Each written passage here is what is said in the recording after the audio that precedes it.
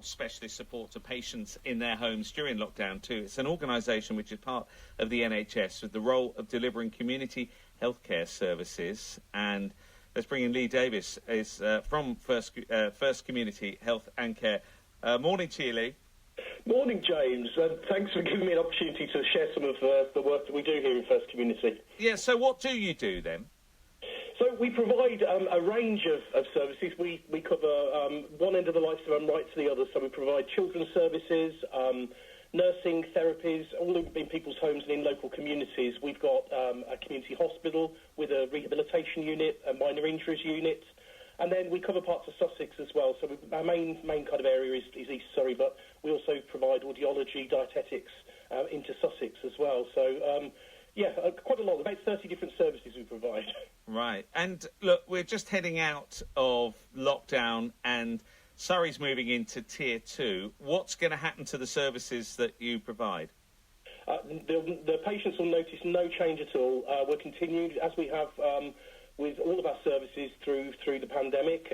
Everything is still open, and I think that's the thing to say to everybody. Don't put things off. Still access primary care. Primary care is open. As are all the community services. Our clinics are still running. They may be delivered in a slightly different way. We've had to adapt using technology, as I think a lot of us have. We've never heard of Zoom before this, have we, and MS Teams and things. And so sometimes it's a little different in how it's delivered, but certainly everything is still open at the moment. Yeah, I was going to ask you what new skills that you've learned, apart from being able to have a meeting without your microphone muted for the whole thing. So quite a lot of things. I mean, we've removed things like PICC lines, which are catheters that deliver chemotherapy, in its most basic terms.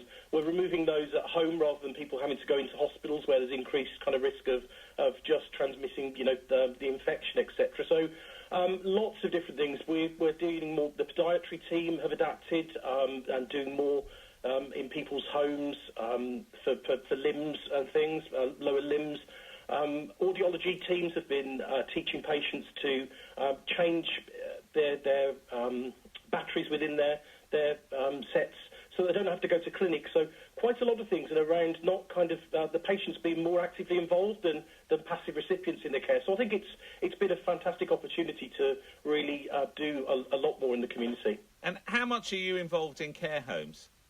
In care homes, a huge amount. So one of the things we recognised very early on was that care homes were really quite isolated, and there's not the level of trained nurses in care homes. I mean, that they're safe, obviously, but they needed a lot more support. So we've put a lot of additional support into them with training, education, helping with infection prevention, and some mutual aid with PPE. When PPE at the very beginning was a real kind of issue, we've been able to help, and that mutual aid kind of worked across the whole of Surrey, with all organisations kind of helping one another out. But certainly for the care homes, it's been really good, and preventing people having to go into hospital by putting in some additional support to those homes with some visits from nurses from our services. And as far as patients are concerned, any kind of personal touch obviously always makes a difference. Do you think it's more personal now? I wouldn't say it's more personal. I'm a district nurse myself. I've been qualified for the last 30 years, and so I've been going into people's homes for years, and it's a very privileged position to be in. I think we've always done that. We're just doing more of it. We've been lucky that our commissioners have put additional funding in to help us really ramp services up. So a good example of that is our intermediate care team have taken people from hospital far earlier, and it means that they can have their therapy, nursing and therapy goals progressed in their own home environment. So it's a lot more bespoke and individualised. So I think the more people have had experience of services rather than it feeling any different.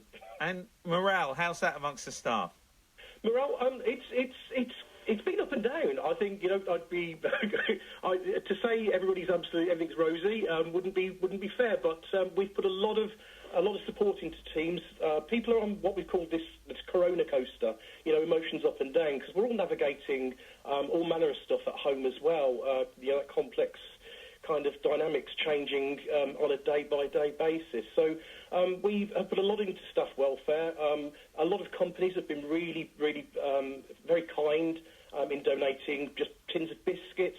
And I know it probably sounds a bit odd, but those kind of things, to be able to have a cup of tea with a biscuit and just disconnect from this madness for a bit, is one of the most important things. So we've provided wellbeing rooms. There's extra support from our occupational health kind of talking things, so people can talk to somebody outside of the situation and try and make sense of something that really isn't making sense. So, but the teams have done incredibly well, I have to say. So proud of all of them. They've adapted in really strange circumstances and just continue to deliver amazing care to our patients. So I'm really proud of them all. Good stuff. Well, look, good talking to you, Lee. I guess people can find out more. Have you got an online facility that people can look at what your work is? We have. There's a website. It's First Community. It's www.firstcommunityhealthcare.co.uk, and the website kind of has it details everything. There's a tile on it on the front page for everything that we provide. So yeah, I'd encourage people to have a look. Nice stuff, Lee. Appreciate your time this morning.